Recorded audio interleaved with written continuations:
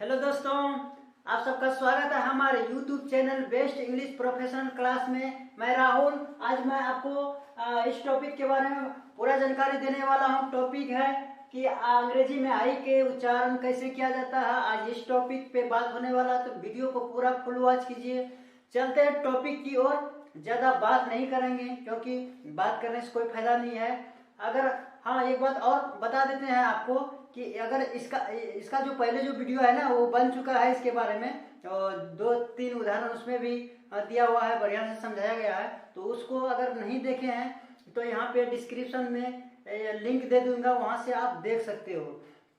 तो उसमें शुरू में अच्छे से समझाया गया है। तो ये वीडियो का दूसरा पार्ट है, इसीलिए मैं यहाँ से चालू करूँगा। फिर भी मैं कुछ आपको हेडिंग बतला देता हूँ शुरू में कि इसमें स्वर कौन कौन से आते हैं। तो चलते हैं। देखिए, यहाँ पे आई के शब्दों का उच्चारण किस तरह का होता है। इसमें शब्द कौन कौन से होते हैं, जैसे कि छोटी, हम पिछले वीडियो में भी इसके बारे में बताया था। छोटी, बड़ी, फ्री, आई, आई, इस तरह का शब्द होता है। अब यहाँ देखते हैं, नियम पे आते हैं। नियम पे फोकस कीजिए, यहाँ पे ध्यान दीजिए। यहाँ पे क्या लिखा है कि आई भी ई, अगर आई भी का उच्चारण ज्यादा से ज्यादा, एक से ज्यादा, यानी कि एक से ज्यादा शब्द खंड वाले के अंत में, एक से ज्यादा आप समझ रहे हैं कि 1, 2, 3, 4 इस तरह का वर्ड हो सकता है, वो मैं आगे समझाऊंगा। यहाँ पे लिखा है कि एक से ज्यादा शब्द खंड वाले के अंत में अगर आई भी का उच्चारण हो तो उसका उच्चारण आई के बजाय अक्सर क्या होगा, आई नहीं होगा, आई के बजाय अक्सर क्या होगा, ईब होगा। जैसे कि यहाँ पे एसर्टिव, इसको क्या पढ़ेंगे, एसर्टिव। ई पे साउंड रुक रहा है तो क्या पढ़ेंगे, एसर्टिव। ये नहीं कि एसर्टिव, ऐसे नहीं पढ़ सकते हैं, ऐसे गलत हो जाएगा। इसीलिए यहाँ पे उच्चारण क्या हो गया है, ईब। फोकस कीजिए स्वर पे या साउंड पे फोकस कीजिए। यहाँ पे देखिए डाइजेस्टिव, यहाँ पे क्या लिखा है, डाइजेस्टिव। यहाँ पे ईब का उच्चारण आ रहा है। यहाँ पे देखिए ईब का उच्चारण आ रहा है। फोकस कीजिए साउंड पे, क्या बोल रहे हैं, डाइजेस्टिव। यहाँ पे और भी उदाहरण है, कर्सिव, यहाँ पे कर्सिव है। कर्सिव में भी आपको इधर नहीं दिख रहा होगा तो यहाँ लिख देते हैं CURSIV, कर्सिव। इसमें जो इस शब्द के लास्ट में क्या आ रहा है, आई भी आ रहा है। आई भी आ रहा है, पहले हम बता दें कि आई भी का उच्चारण अगर लास्ट में हो तो क्या पढ़ेंगे, हम ईब पढ़ेंगे, ना कि आइब। ऐसे नहीं पढ़ना, आइब नहीं पढ़ना। तो और भी कुछ उदाहरण यहाँ पे आप देख सकते हो, जैसे फेस्टिव। यहाँ पे फेस्टिव है, सब में आई भी के लास्ट में। हम पहले क्या बताएं कि लास्ट में अगर आई भी का उच्चारण हो तो हम क्या पढ़ेंगे, ईब। हम बार बार बता रहे हैं। जैसे रेस्टिव, इसमें क्या पढ़ेंगे, ईब। जैसे ये नहीं पढ़ना, रेस्टिवी, इस तरह का नहीं पढ़ना है। सेंसिटिव, ऐसे नहीं पढ़ना है। सेंसिटिव पढ़ेंगे, ऐसे पढ़ेंगे। पैसिव, ऐसे पढ़ेंगे। ये नहीं कि यहाँ पे PASSIVE लिखा है तो अब हम पढ़ देते हैं पैसिवी, ऐसे नहीं पढ़ेंगे, ऐसे गलत उच्चारण हो जाएगा। इसीलिए यहाँ एग्रेसिव, अगर इस तरह का कई वर्ड आपको देखने को मिल जाएगा, ठीक है। इस तरह का अगर शब्द आपको कहीं भी लास्ट में दिखाई दे तो क्या पढ़ेंगे, आप जान जाएंगे, दोबारा बताने की कोई जरूरत नहीं है। ये पढ़ेंगे, आपको याद रखना है सिर्फ। अब देखते हैं नेक्स्ट रूल्स पे। यहाँ पे नेक्स्ट रूल्स पे फोकस कीजिए। यहाँ पे क्या है, इसी का जस्ट अपोजिट में है कि सेम टू सेम है, लेकिन थोड़ा हट के है। थोड़ा यहाँ पे ध्यान देना कि यहाँ पे क्या लिखा है, इसको मिटा देते हैं। यहाँ पे क्या है, शब्द के अंत में, इसमें भी देखिए शब्द के अंत में अगर IRE हो तो उसका उच्चारण क्या होगा, अर होगा। सिंपल सी बात है। देखते हैं यहाँ पे उदाहरण से समझते हैं। जैसे कि फायर, आपको यहाँ पे दिख रहा होगा ना, यहाँ बोर्ड, जैसे FIRE, मैंने क्या लिखा, फायर, फायर।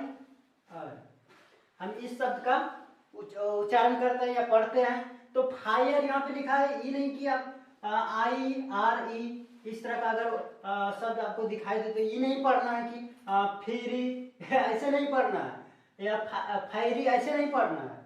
यहाँ पे से क्या पढ़ना है, फायर। मतलब जहाँ लास्ट में, लास्ट शब्द में, अंतिम शब्द में अगर IRE का उच्चारण हो तो क्या पढ़ेंगे हम, अर पढ़ेंगे, उसका उच्चारण अर होता है। यहाँ पे आपको दिख रहा होगा अर। तो इस तरह का शब्द आपको कहीं भी मिल जाएगा। देखिए यहाँ पे एक्सपायर लिखा हुआ, क्या पढ़ेंगे, एक्सपायरी नहीं पढ़ेंगे, एक्सपायर पढ़ेंगे।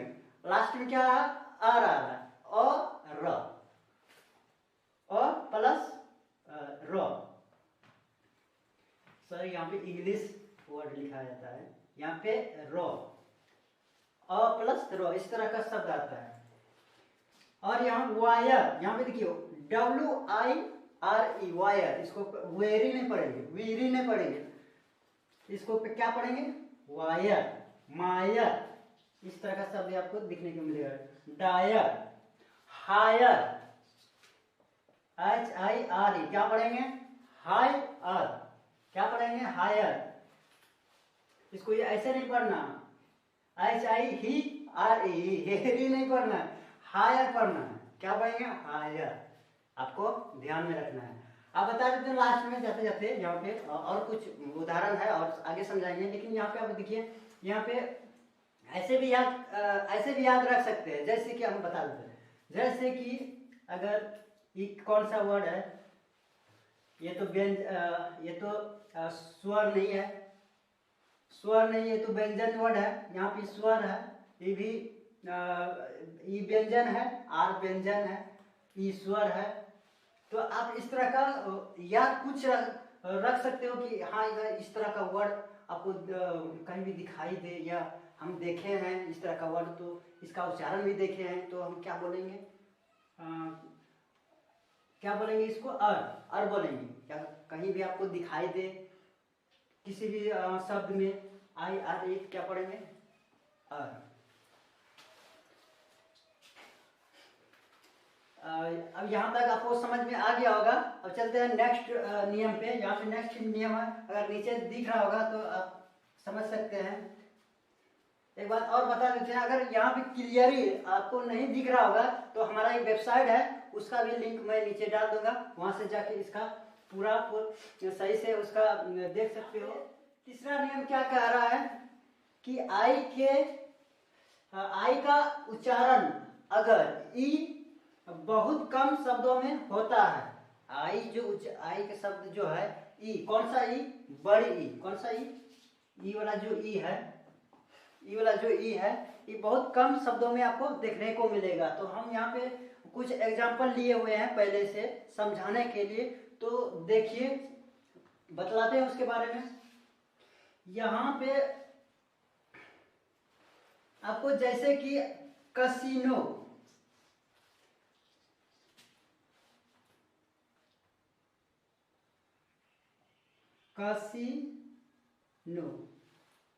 अगर इस तरह का वर्ड आपको दिखाई दे तो क्या मैंने बताया कि इसमें बड़ी ई का स्वर आता है इसमें। तो इसमें जो है ना कहीं कहीं बड़ी ई का शब्द का प्रयोग होता है।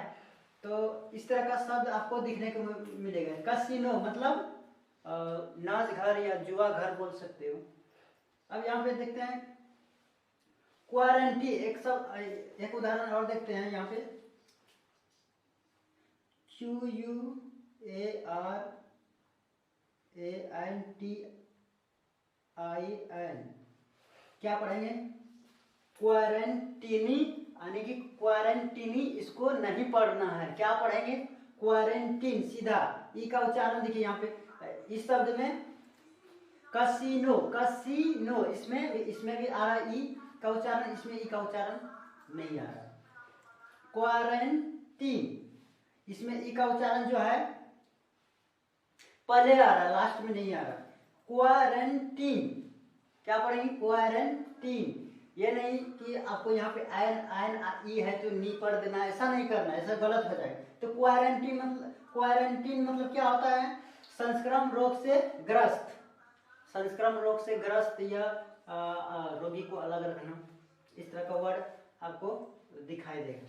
अब चलते हैं नेक्स्ट नियम पे। यहाँ तक अब क्लियर हो गया, हमें विश्वास है कि यहाँ तक आप समझ गए होंगे। अगर नहीं समझे हैं तो हम कमेंट कीजिए हमारे कमेंट बॉक्स पे, वहाँ पे आपको रिप्लाई मिल जाएगा जिसके बारे में आप नहीं समझे हैं।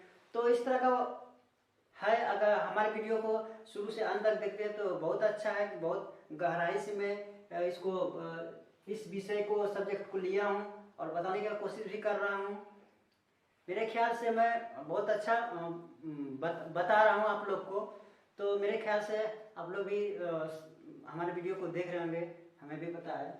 लेकिन आपके लिए है, जैसे आप मेरे वीडियो को फॉलो करते हैं तो मेरे वीडियो में सिंपल स्टेप या आपकी भाषा में कन्वर्ट करके मैं आपको वीडियो के थ्रू समझाता हूँ।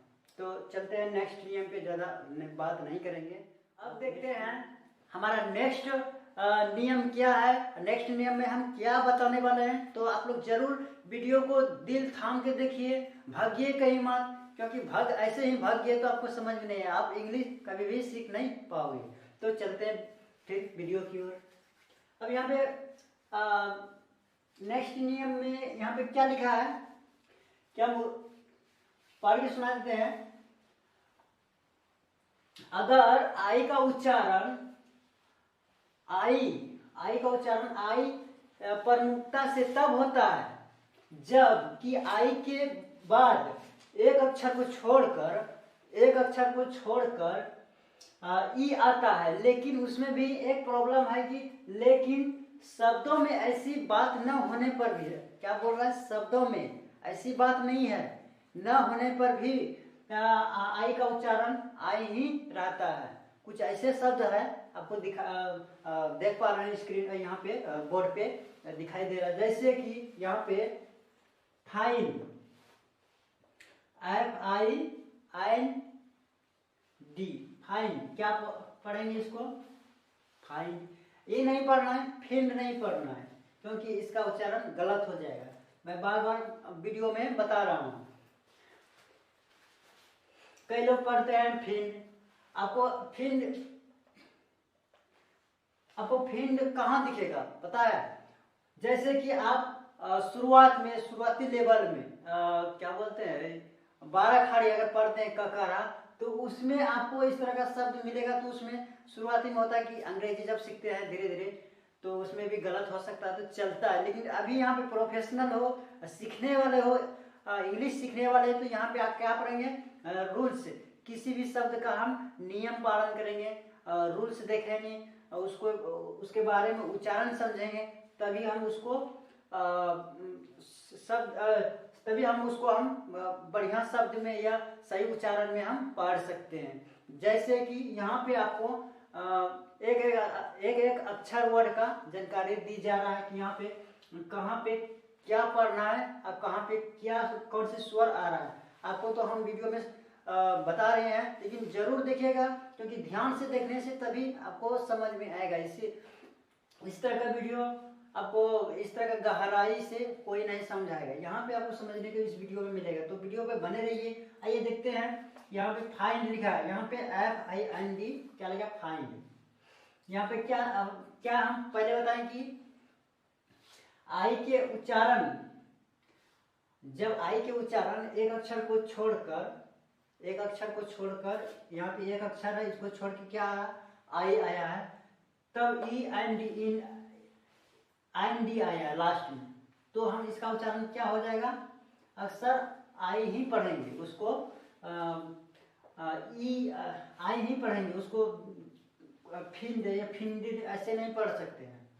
ई का उच्चारण इसमें नहीं होगा, आई का उच्चारण होगा। जैसे यहाँ पे बिंड,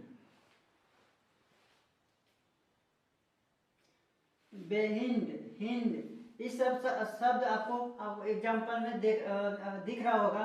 तो इस तरह का शब्द यहाँ पे आपको अगर कहीं भी दिखाई दे, जैसे कि यहाँ पे कुछ यहाँ पे व्यंजन हो, फर्स्ट नंबर व्यंजन हो, व्यंजन के बाद क्या बता रहा है, स्वर हो। अगर इस तरह का शब्द आपको आता है तो उसमें क्या होता है कि इसको हम आई है तो आई ही पढ़ेंगे, आई आई आई ही पढ़ेंगे हम, ई नहीं पढ़ेंगे, ई ऐसे ई नहीं पढ़ेंगे।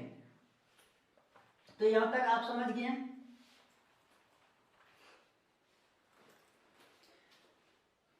यहाँ तक तो कोई दिक्कत है नहीं, यहाँ तक आप अच्छे से हमें लगता है कि आप अच्छे से समझ गए होंगे, यहाँ तक कोई दिक्कत नहीं है, क्योंकि यहाँ पे मैंने बता दिए। आपको पता है कि पहले हम बता दें कि आपको इस वर्ड को हम इस वर्ड में कौन कौन से स्वर यहाँ पे आया हुआ है या आपको दिखाई दे रहा है, तो आप तो जानते ही हैं। तो उसके हिसाब से आपको सही शब्द का उच्चारण करना है और गलत नहीं पढ़ना है, क्योंकि गलत उच्चारण में आप अंग्रेजी नहीं सीख पाओगे। तो इसीलिए यहाँ पे देखते हैं, और एक उदाहरण यहाँ पे देखते हैं, जैसे ग्रीन। यहाँ पे क्या है, ग्रीन। यहाँ पे इसमें भी देखिए व्यंजन व्यंजन फिर व्यंजन, व्यंजन प्लस व्यंजन प्लस स्वर आ रहा है, और फिर व्यंजन, फिर यहाँ पे व्यंजन, उसके बाद फिर व्यंजन।